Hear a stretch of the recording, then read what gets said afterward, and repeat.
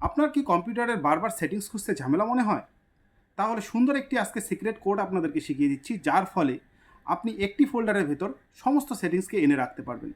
তাহলে চলুন সেটা শুরু করা যাক। ভালো লাগলে লাইক করবেন। আপনারা দেখতেই পাচ্ছেন কম্পিউটার স্ক্রিনে আমি অলরেডি আমার নামে একটা ফোল্ডার ক্রিয়েট করে রেখেছি। এটাকে ওপেন করলে আমরা দেখতে পারবো ফোল্ডারটি এমটি রয়েছে। তো সমস্ত সেটিংসকে আমি এই একটি ফোল্ডারের ভেতর ঢুকাবো। তো তার জন্য আমাদেরকে কি করতে হবে, একটি কোড ব্যবহার করতে হবে ফোল্ডারটার নাম হিসাবে। এবার কোডটি কি সেটা লিখতে গেলে অনেকটা সময় লাগবে। আমি একটি টেক্সট ডকুমেন্টের ভেতরে কোডটি লিখে রেখেছি, একটু বড় করে দেখাচ্ছি। দেখুন এই কোডটিকে আমাদেরকে কপি করতে হবে। তো আমি সিলেকশন করে কপি করে নিলাম।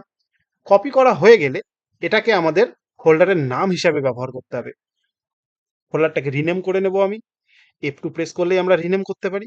আমি সেই কোডটিকে বসিয়ে দিলাম।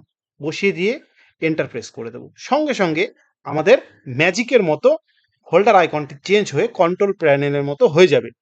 এবার আমরা যদি এটাকে ওপেন করি তাহলে দেখতে পারবো সমস্ত সেটিংসগুলো, আমাদের কম্পিউটারের সেটিংসগুলো একটা ফোল্ডারের ভেতরে চলে এসেছে। এখন আর বিভিন্ন জায়গায় খোঁজাখুঁজি করার প্রয়োজন নেই। তো আশা করি বোঝাতে পারলাম। ভিডিওটি ভালো লাগলে লাইক করবেন, কোনো কোয়ারি থাকলে কমেন্ট করবেন এবং ফলো করবেন। ধন্যবাদ।